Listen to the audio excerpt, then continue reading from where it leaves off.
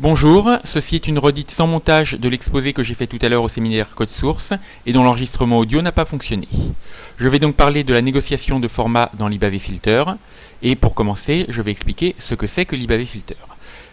LibAV-Filter est un composant du projet FFmpeg. FFmpeg, c'est un projet de logiciel libre, au départ pour fournir un encodeur et un décodeur MPEG rapide. Le deuxième F de FFmpeg veut dire fast. Et ensuite, ça a évolué progressivement vers un ensemble d'outils et de bibliothèques pour manipuler tous les formats audio, vidéo, donc au niveau des codecs, au niveau des formats de fichiers, au niveau des protocoles, etc. C'est utilisé en interne dans VLC, par YouTube et par un certain nombre de services. C'est très répandu. Au sein de FFmpeg, LibAV-Filter est le composant qui permet les manipulations du contenu audio et vidéo manipulé, donc en particulier tout ce qui est changer l'échelle de l'image, faire des effets de couleur, empiler des images côte à côte comme on voit sur la figure avec VStack, transformer de l'audio en vidéo par exemple en affichant le spectre. Tout ce genre de filtrage est possible avec LibAV-Filter. En particulier, on peut voir que contrairement à ce que font certains logiciels, les graphes de filtres ne sont pas forcément linéaires. On peut avoir des filtres avec plusieurs sorties, plusieurs entrées, parce que l'image ici représente un exemple d'ensemble de filtres qu'on pourrait avoir envie d'utiliser. Donc il peut y avoir plusieurs entrées, plusieurs sorties, il peut y avoir des flux audio qui sont transformés en flux vidéo.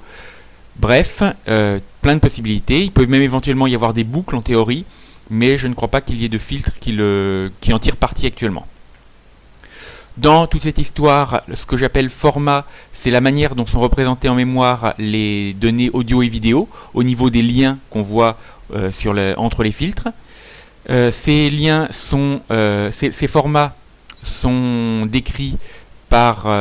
donc, quand on travaille avec des données vidéo, on a l'habitude de penser en décomposant rouge, vert, bleu, parce que c'est ce que les moniteurs attendent. Mais dès qu'on travaille avec des données perceptuelles, tout ce qui est optimisé pour la compression sans que la dégradation de l'image soit trop visible, alors il vaut mieux travailler dans l'espace YUV, Y étant la luminosité, UV un codage des couleurs. Ça permet une meilleure compression, une compression plus efficace par rapport aux images réelles. Des formats, il y en a un grand nombre qui sont au niveau de FFmpeg codés par une grosse énumération.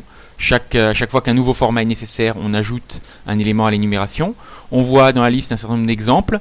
Donc on a les formats YUV, les formats RGB, mais on a aussi des distinctions entre l'ordre des pixels en mémoire, RGB ou BGR. On a la distinction entre le sous-échantillonnage ou pas. Certaines fois, la chrominance est codée à un quart de la résolution de la luminance, ou la moitié de la résolution de la luminance, pour gagner de la place sans perdre beaucoup de codage, sans perdre beaucoup de qualité. On peut avoir une différence au niveau de la présence d'un canal alpha ou pas. On peut avoir une différence au niveau de la profondeur de couleur, en 8 bits par pixel, 16 bits par pixel, éventuellement 10, 12 bits par pixel.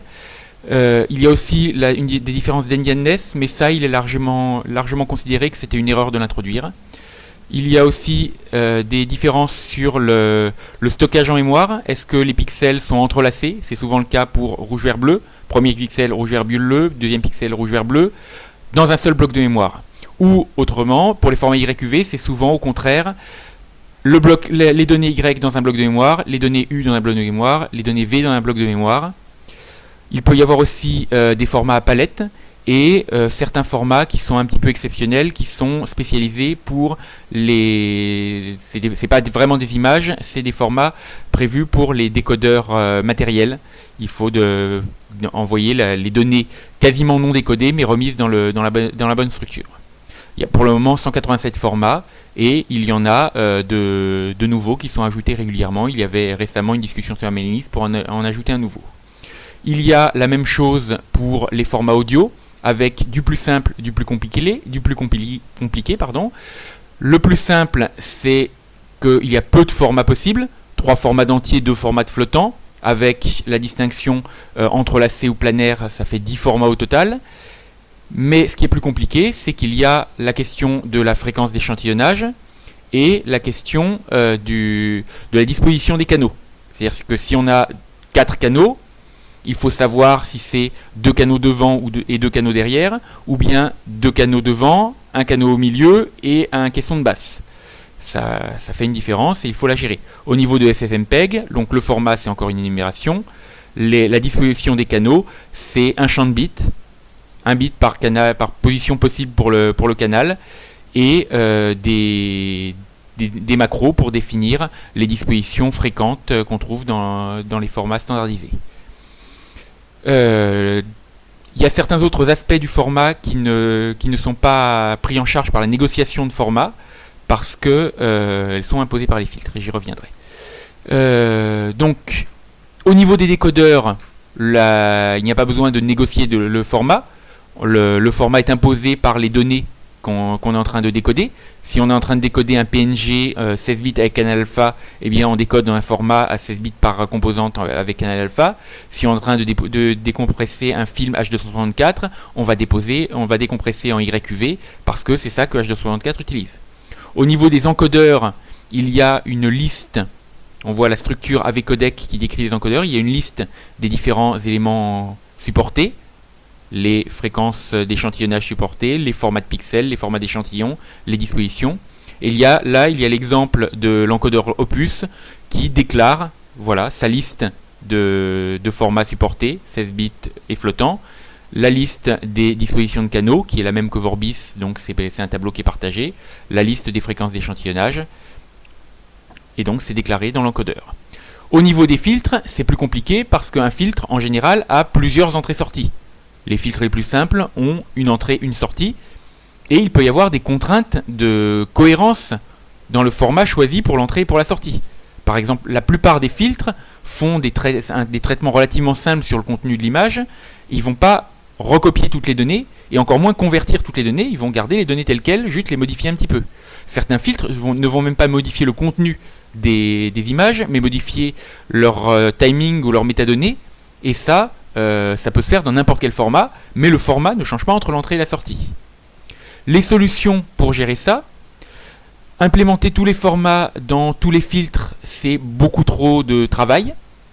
Ça voudrait dire en particulier qu'à chaque fois qu'un nouveau format doit être ajouté, il faudrait rajouter son support dans tous les filtres, et ça c'est beaucoup trop coûteux en termes de temps de travail.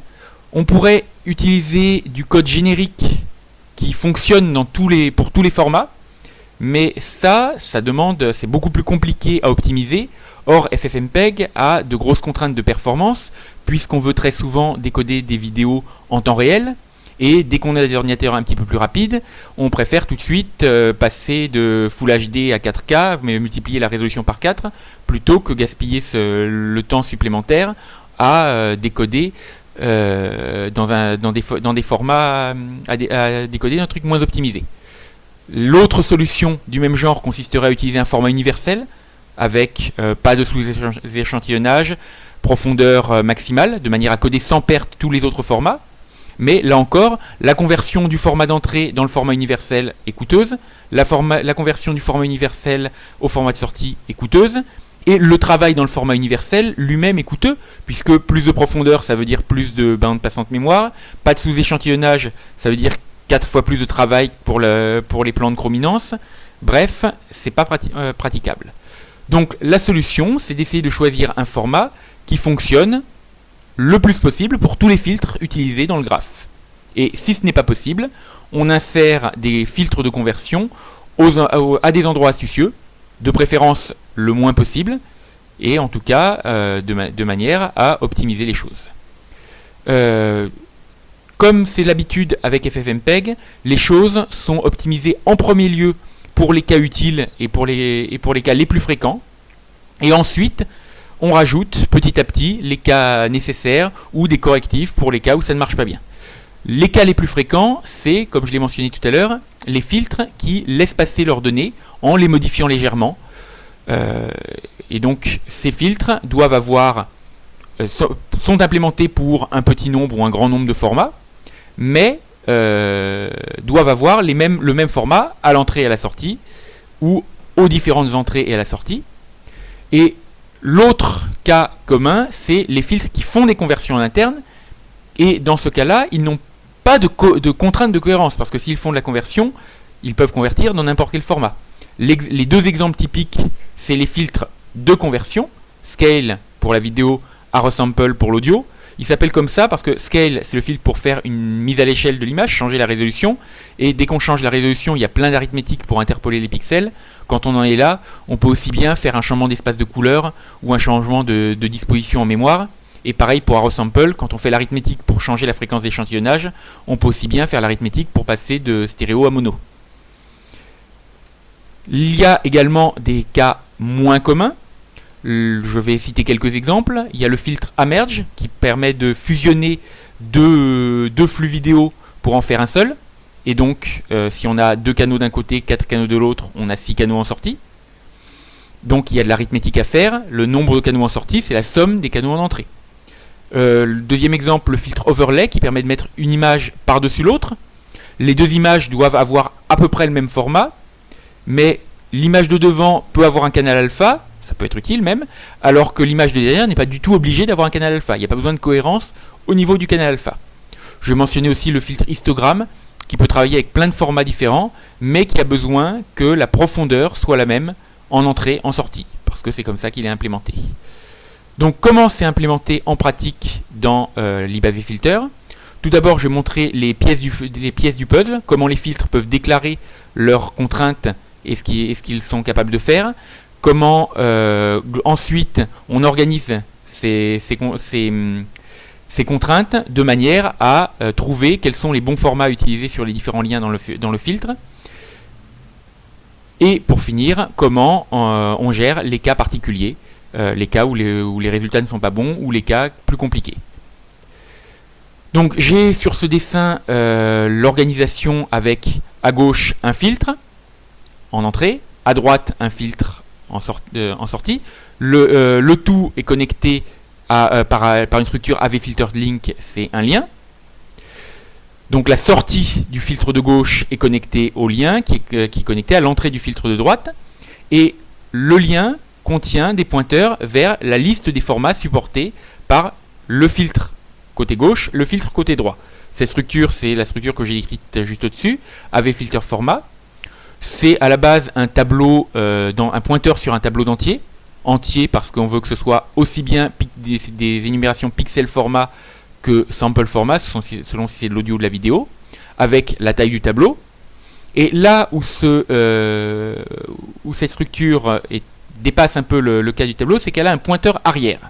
C'est-à-dire qu'elle contient un pointeur vers l'endroit en mémoire qui la pointe elle-même. Ça se voit sur le schéma. Et alors ce pointeur, il peut y avoir plusieurs pointeurs vers cette structure, donc il doit y avoir plusieurs pointeurs arrière. C'est pour ça qu'on a une triple étoile, c'est un pointeur vers un tableau de pointeurs vers des pointeurs. Et bien sûr, on a le nombre de tableaux qui est indiqué. Donc voilà l'exemple du callback qui est présent dans un des filtres. Là, j'ai pris le filtre AlphaMerge. Donc chaque filtre a un callback, une méthode qui lui permet d'initialiser sur ces différentes entrées, ces différentes sorties, la liste des formats supportés. Et donc, dans le cas AlphaMerge, c'est le filtre qui permet de remplacer le canal alpha d'un flux vidéo par une vidéo complètement différente. Et donc, son entrée va prendre des vidéos avec canal alpha, en comptant éventuellement sur des conversions pour rajouter un canal alpha s'il manque. Sa sortie doit être le même format. Et il a une entrée secondaire avec ce qui va servir de canal alpha, qui est un truc en niveau de gris, une vidéo en niveau de gris qui est codée donc en Gray 8. Donc on a dans la fonction un tableau codé en dur avec la liste des formats supportés pour l'entrée principale, un tableau codé en dur avec le format supporté pour le canal alpha. En premier lieu, on convertit ces listes codées en dur en listes allouées dynamiquement de la structure que j'ai montrée juste au-dessus, pour les deux, et puis on crée la référence vers les formats pour l'entrée principale, les formats pour la sortie, la même liste, et le format pour le canal alpha pour l'entrée secondaire. Je vais montrer maintenant la fonction ffFormatRef. Donc on voit déjà que c'est une macro, parce qu'on veut le même code qui fonctionne pour les formats, mais aussi les dispositions de canaux. Or, les dispositions de canaux sont codées sur 64 bits, donc un type différent, donc deux fois le même code, mais compilé avec deux types différents. Donc la macro elle-même, on voit qu'il y a une réallocation pour allouer le pointeur, le tableau des pointeurs arrière. Et c'est une réallocation pas très efficace, puisqu'on réalloue à +1 à chaque fois. C'est pas très grave, parce que la plupart des filtres ont peu d'entrées, peu de sorties. Donc un algorithme quadratique, c'est pas très grave. Et puis c'est pas une portion critique du code, c'est pas un endroit où il y a besoin absolument de vitesse. Le moindre traitement ensuite, plus tard, sera beaucoup plus coûteux que l'initialisation des filtres. Donc comme d'habitude, les tests d'erreur nécessaires pour le C. Puis on met à jour le tableau de pointeur arrière, et on met à jour le pointeur avant, et on signale le succès. Comment est-ce que ce système permet aux filtres d'exprimer leurs contraintes? J'ai pris sur ces schémas deux exemples. Le filtre Scale, qui fait des conversions, en même temps que des mises à l'échelle. Il peut convertir de n'importe quel format à n'importe quel format, de presque n'importe quel format à presque n'importe quel format, et a priori il peut convertir dans les deux sens. Donc on voit qu'il a fixé son lien d'entrée et son lien de sortie à une liste, à deux exemplaires de la liste. C'est probablement la même liste, peut-être pas exactement, mais ça pourrait aussi bien être la même liste, mais ce sont deux exemplaires différents en mémoire.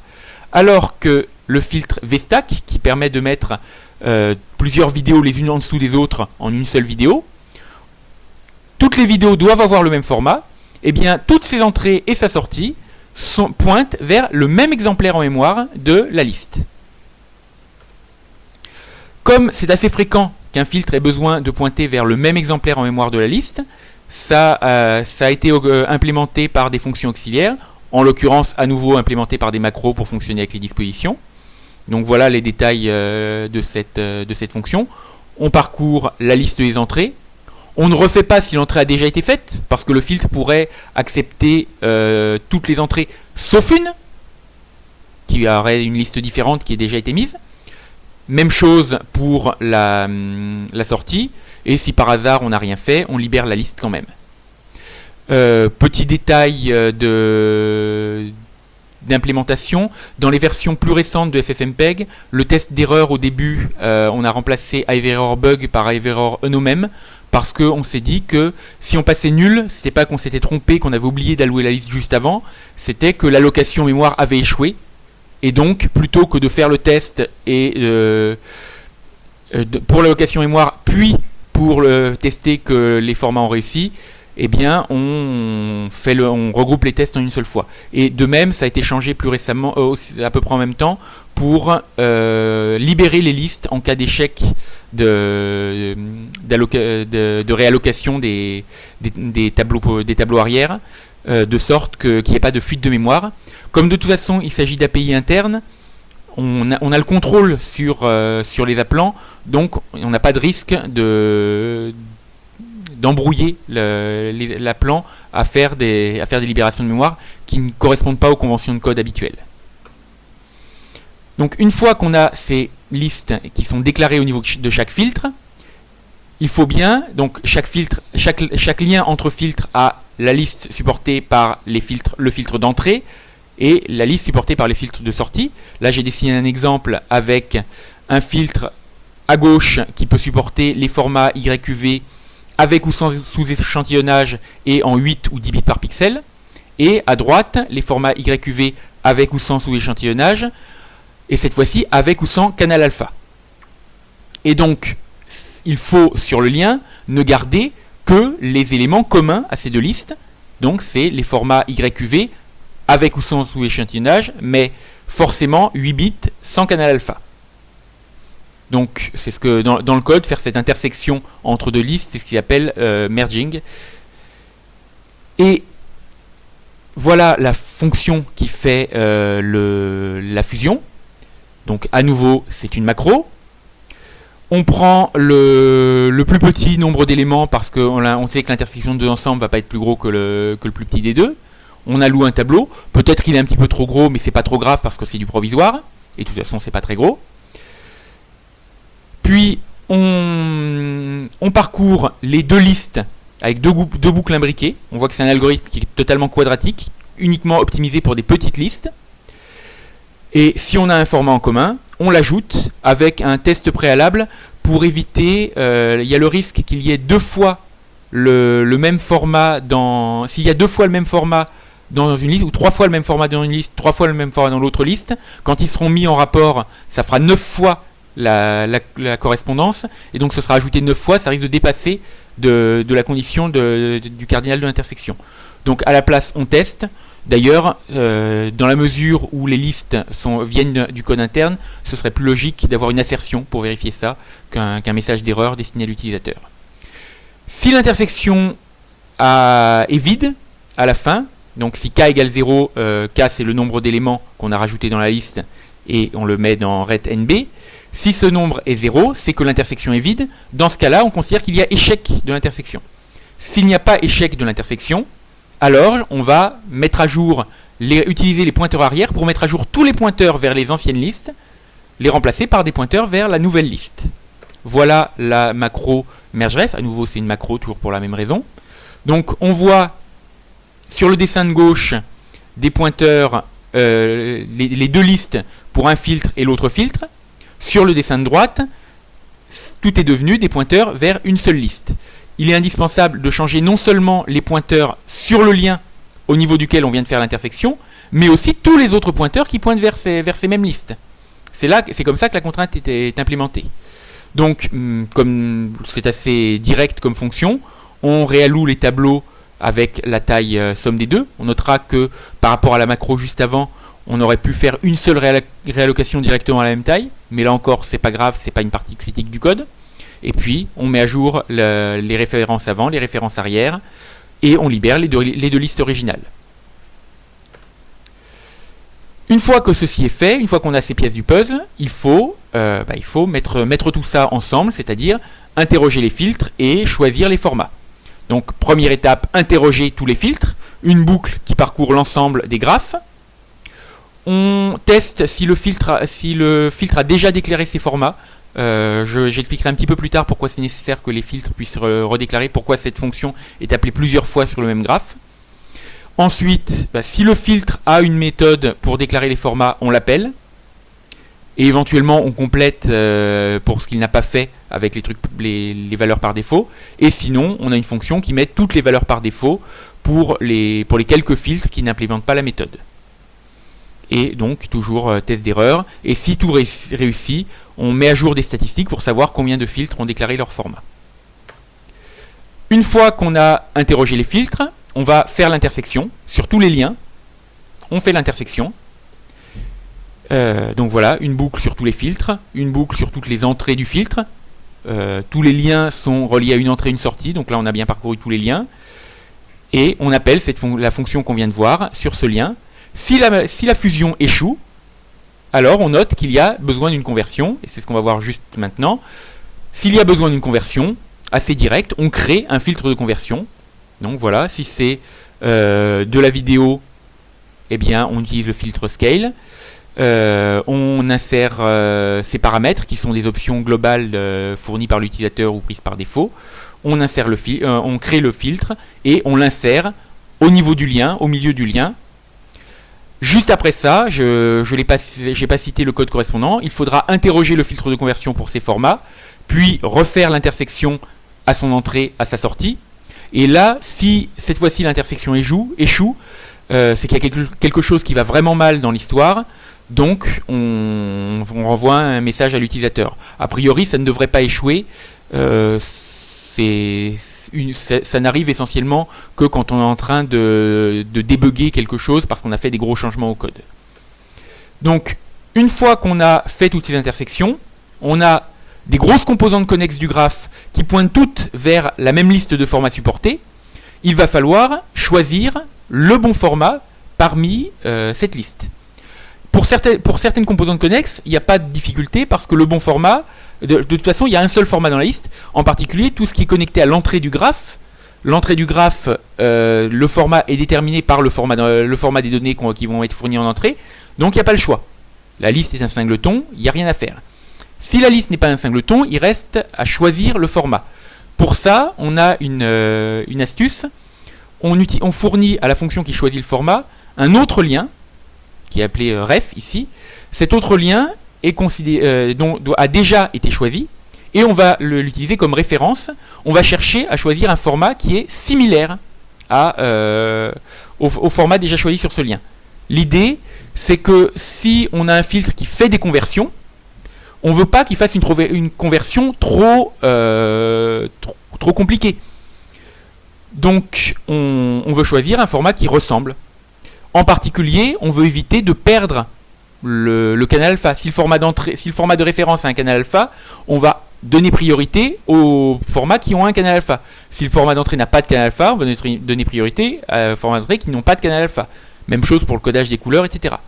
Donc là, on a une fonction auxiliaire dans libAVUtil qui utilise les bases de données des formats de pixels pour choisir, étant donné un format de référence, parmi deux autres formats, lequel des deux est le plus proche.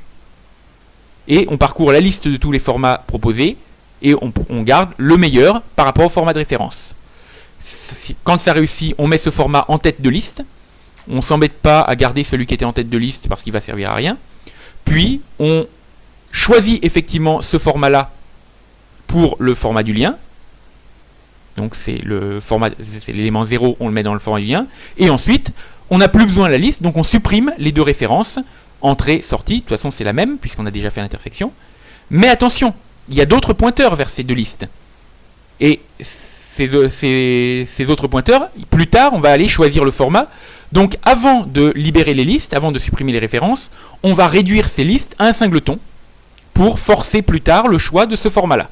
Et là, il y a le prochain appel sur PicFormat sur la même liste, il n'y aura plus le choix, ce sera forcément le premier, le seul. Donc maintenant il faut faire ça dans le bon ordre sur les filtres, de manière à avoir les résultats les plus satisfaisants possibles.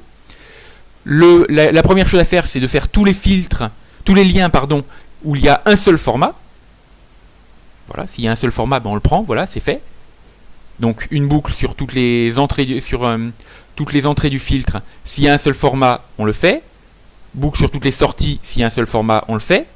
Puis le troisième cas, c'est quand on a une référence. Là, ça a été fait un peu arbitrairement, on voit la condition, donc on boucle sur tous les filtres, on regarde si le filtre a une entrée, a des sorties, et surtout que sa première entrée, on va supposer que c'est l'entrée principale, et donc on regarde si sa première entrée a déjà son format qui a été choisi. Si cette entrée a son format qui a déjà été choisi, alors on appelle PicFormat en utilisant cette entrée comme référence pour toutes les sorties. Dans tous les cas, on note qu'il y a du changement qui a été fait et on va reboucler tant que ça progresse. C'est-à-dire que à chaque fois qu'il y a un format qui est un singleton, qu'on prend cet élément, eh bien ça crée un filtre où le format a été choisi. Et à chaque fois qu'on a un filtre où le format a été choisi, ça sert de référence, donc ça permet d'exécuter le troisième bloc, qui lui-même va nous donner de nouveaux singletons qui permettent de réexécuter les deux premières boucles. Une fois qu'on a fait tout ça, qu'il n'y a plus de changement, qu'on a fait un tour complet sans changement, il reste peut-être quelques filtres dans le graphe à expédier. Et à ce niveau-là, on a fini, les formats ont été choisis. Il reste à choisir les formats qui sont à la discrétion de chaque filtre. C'est-à-dire tous les filtres négocient le format de pixel, mais les filtres choisissent la résolution qu'ils fournissent au filtre suivant.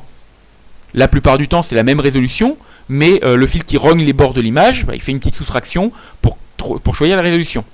Donc, on est obligé que cette configuration-là ait été faite dans l'ordre topologique du graphe.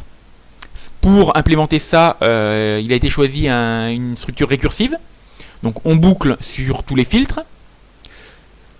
Et on regarde, on va commencer par boucler sur les entrées du filtre et configurer récursivement toutes les entrées du filtre. Et une fois qu'on a configuré toutes les entrées du filtre, on va appeler la méthode de configuration de ce filtre-là pour le configurer. Et on a bien entendu un état stocké dans chaque lien pour éviter les boucles au niveau de l'appel récursif. S'il y a des boucles dans le graphe, il ne faut pas qu'on réinitialise, qu'on reboucle en cherchant récursivement. Et voilà, là, une fois que c'est fait, alors, la configuration, c'est choisir la résolution de sortie, choisir la base de temps, mais c'est aussi allouer les blocs de mémoire qui vont servir pour que les filtres fassent leur travail effectif. S'ils ont besoin d'un bloc de mémoire par composante, eh bien selon si ça a été choisi en RGB ou avec canal alpha en plus, ils vont allouer 3 ou 4 blocs de mémoire. Et donc là, pour le cas général, c'est terminé. Il reste à voir les subtilités, donc les difficultés posées par tout ce qui est audio, les cas où cet algorithme ne donne pas des choix satisfaisants, il va falloir le corriger ou le guider pour avoir de meilleurs choix. Comment est-ce qu'on peut exprimer des contraintes plus compliquées? Là, on ne pouvait exprimer que les contraintes, telle entrée doit avoir le même format que telle sortie. Pour d'autres cas, on a vu que ça ne suffisait pas. Donc, les problèmes pour l'audio. Premier problème, les fréquences d'échantillonnage. Fréquences d'échantillonnage. Quand on a un codec avancé, optimisé pour la perception humaine, il y a des bandes de fréquences qui ont été calibrées par rapport à l'audition humaine. Donc le codec a été calibré, a été validé pour certaines fréquences d'échantillonnage. Par exemple, SPIX peut fonctionner en 8 kHz, 16 kHz, 32 kHz et rien d'autre. Opus fonctionne toujours en 48 kHz. Un autre exemple qui n'est pas un codec, on a un filtre qui fait la mesure normalisée de volume audio, EBU R128. Ce filtre-là contient un modèle du son par rapport à la tête de l'écouteur, de l'auditeur. Et tout ce modèle a été calibré à 48 kHz. Donc ce filtre doit fonctionner à 48 kHz. D'un autre côté, pour beaucoup de filtres, la fréquence d'échantillonnage n'a pas d'importance. Quand on multiplie tout par 2 pour doubler le volume, la fréquence d'échantillonnage n'intervient pas. Problème, la fréquence d'échantillonnage n'intervient pas, ça veut dire qu'il y en a beaucoup des fréquences d'échantillonnage possibles. Et on a vu que nos structures de données sont optimisées pour des petites listes. Donc, si on voulait coder tous les entiers de 1 à 48 kHz, ça voudrait dire 48 000 éléments dans la liste, les algorithmes quadratiques vont complètement exploser, et puis ça pose une limite arbitraire. Les cartes son, ça fait longtemps qu'elles sont capables de fonctionner à 192 kHz, donc on aimerait quand même être capable de gérer ce signal. Même si ça sert relativement peu en vrai, eh bien on veut quand même pouvoir le gérer. Pour ça, il a fallu trouver une manière d'exprimer les choses. Et ça, c'est assez typique du modèle de développement de FFmpeg. Au départ, la négociation a été implémentée pour le format de pixel, le format d'échantillon, et la fréquence d'échantillonnage était imposée par chaque filtre. Quand il a été changé pour que ce soit négocié, il a fallu résoudre le problème, comment exprimer de grosses listes avec toutes les fréquences possibles. Et on veut un changement minimaliste de préférence, et on veut aussi quelque chose qui fonctionne pour les cas dont on a besoin. On n'a aucun filtre qui peut fonctionner à tel intervalle de fréquence. On n'a aucun filtre qui peut fonctionner entre 16 et 32 kHz. On a des filtres qui peuvent fonctionner à quelques fréquences bien fixées. On a des filtres qui peuvent fonctionner à n'importe quelle fréquence. Et c'est tout ce dont on a besoin. Si un jour on a d'autres besoins, il faudra trouver une autre solution. Mais pour le moment, on n'en a pas besoin, donc on ne s'en préoccupe pas, on implémente comme on peut. Parce qu'il y a une astuce qui a permis de progresser, qui est que il y avait une des listes qui était représentable, mais pas utile. Nous, on voudrait représenter la liste universelle, on ne peut pas. Mais on a une liste qui n'est pas utile, c'est la liste vide. Parce qu'un filtre qui ne supporte aucun format, ça sert franchement à rien. Et quand on fait l'intersection, si l'intersection est vide, on ne la retourne jamais. On signale une erreur. On signale un échec de l'intersection. Pas une erreur, un échec. Donc on n'a jamais besoin de coder la liste vide. Eh bien on peut dire, la liste vide veut dire liste universelle. Et donc voilà la fonction pour fusionner les fréquences d'échantillonnage. Si les deux listes ne sont pas vides, donc si les deux listes sont des listes normales, on appelle la macro habituelle. Si une des listes est vide, c'est que l'intersection, donc si une liste est vide, c'est qu'elle veut dire liste universelle, l'intersection, c'est l'autre liste, donc on fait la fusion des références, juste on remplace la liste universelle par des références à l'autre liste. J'ai mis un petit extrait de la fonction reduce format que j'expliquerai un petit peu plus tard, où on a le même cas. Si on a une liste universelle, avant de choisir le format, il faut quand même décider quelle fréquence d'échantillonnage. On espère qu'on a, comme tout à l'heure, un lien de référence qui nous a déjà choisi le bon format et donc la bonne fréquence d'échantillonnage. Et voilà, si c'est la liste universelle, on la remplace avec add_format qui, pour le coup, considère la liste vide comme vraiment liste vide. Add_format transforme cette liste vide qui veut dire universelle en singleton. Et donc ensuite, une fois que c'est un singleton, c'est lui qui va être choisi. Pour les dispositions de canaux, on a le même problème avec un facteur encore pire. Le même problème, c'est que des dispositions de canaux, des fois on en a besoin. Par exemple, si on veut mixer 4 canaux en 2, on ne le fait pas de la même manière si on va envoyer les deux canaux de gauche à gauche, les deux canaux de droite à droite, ou si on va envoyer le canal du centre et le caisson de basse de part et d'autre pour moitié. Mais pour beaucoup de filtres, on a juste besoin de connaître le nombre de canaux.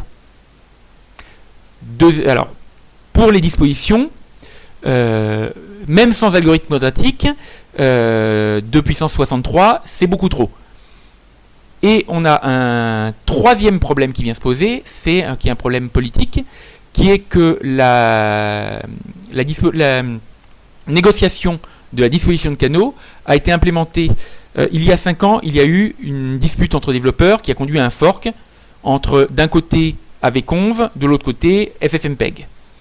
La négociation de canaux a été implémentée au niveau d'AVConv, qui là utilisait vraiment la disposition de canaux. C'est le champ Channel Layout. Du côté de FFmpeg, on s'est rendu compte qu'il y avait des utilisateurs qui voulaient travailler avec des fichiers avec 16 canaux. Par exemple, on a un driver qui n'est pas dans AVConv, qui est un driver pour une carte de capture qui a 16 entrées différentes. J'imagine que ça pourrait être utilisé dans un studio d'enregistrement avec un micro par chanteur. Il n'y a pas de disposition qui correspond à ça. Donc on voudrait quelque chose qui fonctionne sans disposition connue. Et on ne veut pas pipoter une disposition arbitraire pour juste coder la disposition, le nombre de canaux de la disposition. Ça a été suggéré et ça a été rejeté parce que c'était trop moche, et en particulier parce que la disposition pipotée pouvait se retrouver finalement dans le fichier de sortie et rester. C'était plus juste quelque chose d'interne, mais ça restait en sortie. Donc pour éviter ça, la structure de données utilise deux champs, la disposition et le nombre de canaux, avec une contrainte de cohérence entre les deux. Si le nombre de canaux, si la disposition est connue, alors le nombre de bits fixé dans la disposition de canaux doit être égal au nombre de canaux. D'un autre côté, ou bien la disposition peut être inconnue. D'ailleurs, on aurait pu directement tester que Channel Layout égale 0 plutôt que compter le nombre de bits. D'autre part, on voulait que les filtres qui viennent de AVConv, quand ils sont importés du côté FFmpeg, on voulait qu'ils puissent fonctionner tels quels, qu'il n'y ait pas besoin d'adapter leur code.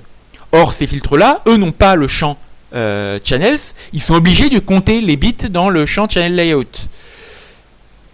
Donc, on a été obligé de distinguer les filtres qui fonctionnent avec n'importe quelle disposition, des filtres qui fonctionnent avec n'importe quelle disposition, même une disposition inconnue à n'importe quel nombre de canaux. Donc ça a été fait en utilisant une structure de données un petit peu plus compliquée. On reconnaît quand même globalement la structure que j'ai écrite au début. Donc il y a la liste des pointeurs arrière, le tableau des formats en 64 bits parce que c'est disposition, avec un codage un petit peu particulier. Si le bit de poids faible est 0, alors le reste des bits code une disposition de canaux. Si le bit de poids fort est 1, si le bit de poids fort est 1, c'est une disposition de canaux. Si le bit de poids fort, je recommence. Si le bit de poids fort est 1, les poids faibles sont une disposition de canaux. Si le bit de poids fort est 1, les poids faibles, c'est un nombre de canaux. Avec comme contrainte qu'on peut pas avoir on n'a pas le droit d'avoir dans la liste de valeurs redondantes. S'il y a 2 canaux quelque part dans la liste, il est interdit de mettre aussi stéréo, parce que stéréo c'est 2 canaux. Et d'autre part, on ne pouvait pas utiliser l'astuce des listes universelles. Je reviens sur le point. Le bit de poids fort était déjà utilisé à un autre endroit dans l'IPv codec en interne, donc c'est pas du gaspillage de l'avoir utilisé là. On n'a pas gaspillé une possibilité d'avoir un 64e canal. Donc on ne pouvait pas utiliser l'astuce de coder la liste universelle par la liste vide, parce que la liste universelle, on ne sait pas si elle veut dire toutes les dispositions possibles, ou y compris quand on ne connaît pas la disposition. Il fallait quand même distinguer ça. Du côté AVConv, si je me souviens bien, ils utilisent la liste vide pour coder la liste universelle. Donc comment c'est fait en pratique? On a deux booléens qui nous disent tous les canaux ou tous les nombres de canaux, avec comme contrainte que si on autorise tous les nombres de canaux, alors a fortiori on autorise tous les nombres de canaux. Voilà la fonction pour faire l'intersection. Cette fois-ci, c'est pas une macro parce que c'est spécialisé. Donc, je n'ai pas cité la partie qui gère le cas des listes universelles. J'ai cité le cas où on fait l'intersection. Donc, on retrouve si on va traiter tous les cas où on a un nombre de canaux, une disposition connue. Donc, stéréo avec stéréo. À nouveau, double boucle. Si on a stéréo avec stéréo, on le met dans la liste. Deuxième tour de boucle, on va coder stéréo avec deux canaux. Et c'est là qu'il est vraiment interdit d'avoir à la fois stéréo et deux canaux dans la liste, parce que là, ça voudrait dire que c'est capturé deux fois par l'algorithme d'intersection. Et donc, il faut bien sûr le faire dans les deux sens, stéréo avec deux canaux et deux canaux avec stéréo.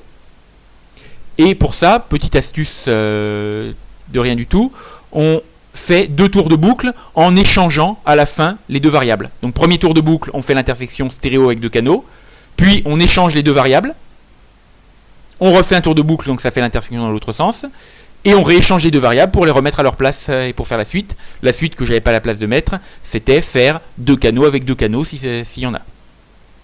Et donc là, on a fait l'intersection des dispositions de canaux, ça marche. Maintenant, il reste à faire les cas où l'algorithme ne donne pas des résultats satisfaisants, des cas pathologiques, qui sont souvent signalés par les utilisateurs. J'y reviendrai un petit peu plus tard. Donc là, c'est la fonction reduceFormat qui est là pour essayer de... c'est les cas pathologiques là qui sont introduits par le fait que pour l'audio, il y a trois choix indépendants du format, mais c'est le même filtre qui fait la conversion pour tous les formats. Donc si le filtre a été inséré pour convertir de 16 bits à flottant, on ne veut pas qu'il convertisse par la même occasion de stéréo à mono. Donc, même chose, on va regarder sur un filtre. S'il a une entrée avec un seul élément, alors on considère que cet élément est une référence et on regarde si ces sorties contiennent le même élément. Donc voilà, on a un filtre avec une entrée qui sera forcément de la stéréo, et bien on va dire qu'en sortie, on va de préférence prendre de la stéréo. Ça ressemble un petit peu à ce qui est fait dans PicFormat, mais pas exactement, ça arrive un petit peu avant. Il est tout à fait possible que ça ait été ajouté indépendamment et qu'il y ait une possibilité de factoriser le code pour n'avoir qu'une seule fois ces considérations à prendre en compte. Donc c'est assez linéaire. On regarde s'il y a un filtre qui a un seul format dans son entrée, et si oui, on parcourt toutes les sorties et on les réduit à un singleton. Deuxième problème de cas où l'algorithme ne donne pas des bons résultats, c'est ce que j'appelle les contraintes fantômes, qui sont liées au fait que la fusion, l'intersection puis la fusion des références a lieu indépendamment sur les trois critères. Là, j'en ai mis que deux dans un exemple. Donc, on a un filtre en entrée qui fournit 16 bits 5 points, donc le son avec tous les haut-parleurs autour. Un filtre qui travaille forcément en stéréo, et une sortie qui travaille en flottant, mais avec n'importe quelle disposition. Donc les filtres ont déclaré leurs contraintes, et puis on fait l'intersection dans l'ordre du graphe, probablement. Donc on commence par fusionner 16 bits avec le filtre du milieu qui accepte n'importe quoi. Et donc ça veut dire 16 bits sur tout le segment de gauche. Puis on essaye de fusionner au niveau des dispositions, 5.1 avec stéréo, Ça marche pas, donc on insère un filtre de conversion. Sauf que le filtre de conversion, il va aussi s'insérer sur tout le format. Plus tard, une fois qu'on a inséré le filtre de conversion, on va s'occuper de fusionner le deuxième lien, le lien de droite. On va constater qu'il y a une incompatibilité entre S16 et flottant. Donc on va vouloir insérer un deuxième filtre de conversion. Sauf que rien ne nous obligeait à avoir S16 là. Puisqu'on a à gauche un filtre de conversion, on pourrait, en même temps qu'on passe de 5.1 à stéréo, on pourrait passer de S16 à flottant. Directement. Donc pour éviter ça, on va éviter de faire la fusion. Quand on va essayer de regarder sur les trois composantes, est-ce que la fusion va réussir sur les trois composantes? Si la fusion réussit sur les trois composantes, alors on la fait effectivement. Et sinon, on teste à l'avance. Can merge format. Et puis si c'est de l'audio, can merge format de sample rate. Un peu plus bas, can merge format des dispositions de canaux. Si les trois réussissent, alors on passe à l'algorithme que j'ai montré plus tôt, on fait l'intersection effectivement. Mais s'il y en a un des trois qui échoue, on ne le fait pas. On laisse tel quel parce qu'on sait qu'on va avoir un filtre de conversion qui peut convertir tous les formats. Et can merge format est implémenté tout bêtement en faisant une copie des listes. Et si l'intersection échoue, on sait que les listes originales n'ont pas été modifiées. Si l'intersection réussit, il se trouve qu'on jette la copie de la liste et on la refait. On jette l'intersection et on la refait juste après. Parce que là encore, c'est pas un point critique du code. Donc c'est pas très grave. Peut-être qu'un jour quelqu'un l'optimisera. On verra. Donc voilà les contraintes fantômes. Il y a un autre cas. Alors là c'est vraiment l'algorithme fait ce qu'on attend de lui et ce qu'on attend de lui donne un mauvais résultat. J'ai donné un exemple. On a un filtre qui peut travailler en YUV. S'il peut travailler en YUV, il y a de fortes chances qu'il puisse travailler avec U et V qui sont complètement neutres pour tous les pixels. Et bien ça, donc c'est du niveau de gris. Donc il peut travailler en gray 8. Un autre filtre qui peut travailler en RGB. Et là encore, s'il peut travailler en RGB, il peut probablement travailler avec rouge égale vert égale bleu, c'est-à-dire des niveaux de gris. Donc gray 8. Si on fait l'intersection entre les deux, eh bien l'intersection c'est uniquement gray 8. Sauf que, imaginons, on a un film, donc YUV, on veut l'encoder dans un certain codec, YUV, puis au milieu on a un petit traitement qui n'est implémenté que pour RGB. Et on applique cet algorithme et notre film, soudain, passe en noir et blanc. Bof. Et là, effectivement, on a des utilisateurs qui nous ont signalé, on a fait tel traitement de telle vidéo, et mon film s'est retrouvé en noir et blanc, j'ai pas compris pourquoi, aidez-moi. Et donc quelqu'un a cherché pourquoi et a vu d'où ça venait et a inséré cette exception à l'algorithme. Donc ça s'insère dans l'algorithme d'intersection. Avant de faire effectivement l'intersection, on va voir si on n'est pas en train de perdre des choses importantes. Donc on parcourt toutes les paires de formats, entrée, sortie, comme pour l'intersection. Et on a donc chroma 2, c'est pour nous dire si il y a une paire qui contient de la couleur en entrée, de la couleur en sortie. Il y a au moins un format d'entrée qui contient de la couleur, il y a au moins un format de sortie qui contient de la couleur.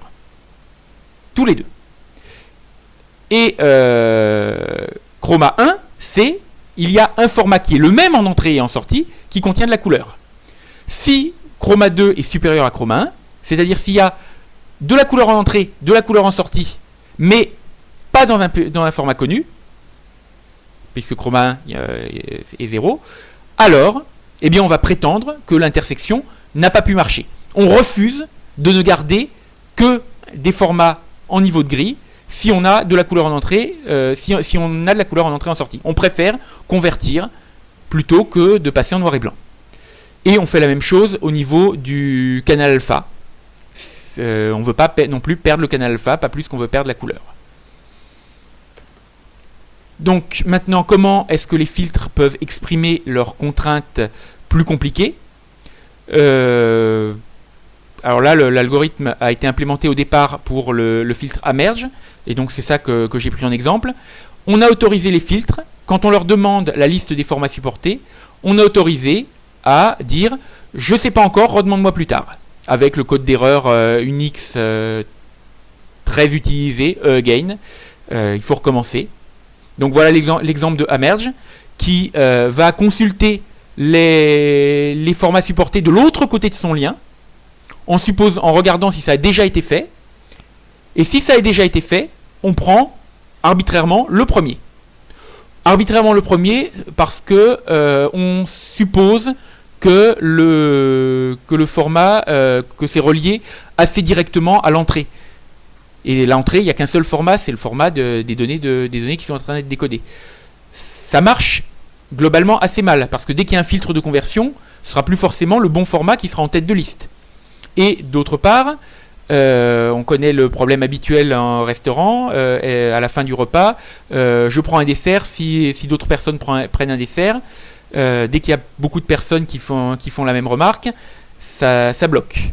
Donc cet algorithme-là est assez fragile, il faudrait l'améliorer, probablement en demandant au filtre de quand même déclarer les formats qu'il supporte, et ensuite progressivement réduire la liste au fur et à mesure que les contraintes se font savoir. Ça, bon, il faudrait l'implémenter. Mais donc là, globalement, tout ça marche relativement bien. Dans les cas où ça ne marche pas, les utilisateurs ont le contrôle. Ils peuvent insérer explicitement le filtre scale. Ils le font souvent pour changer l'échelle de l'image, pour passer de 720p à une résolution plus petite.